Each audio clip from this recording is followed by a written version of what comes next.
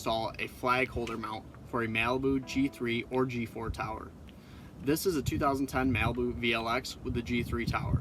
We're going to install this flag holder mount in the top bracket up here.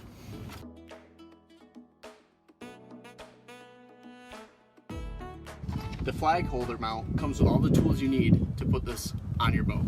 Let's see what we have in the package.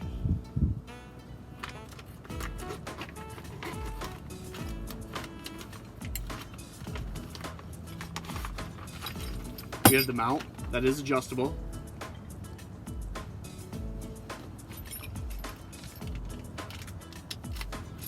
Two bolts and two Allen wrenches.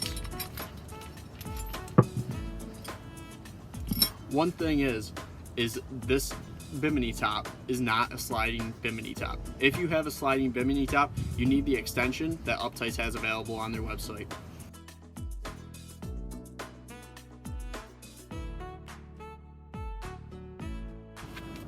The mount comes with instructions and will work on either the starboard or the port side.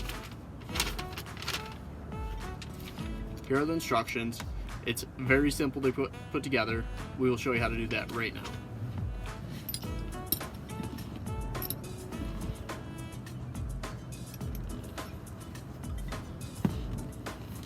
Go ahead and take it. Come on the outside.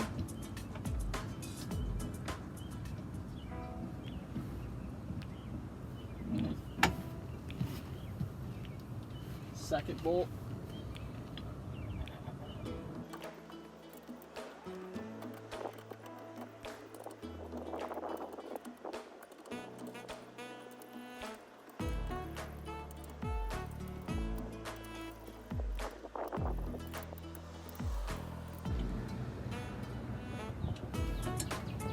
And just like that, we're done. That took under 2 minutes to put an awesome feature on your boat.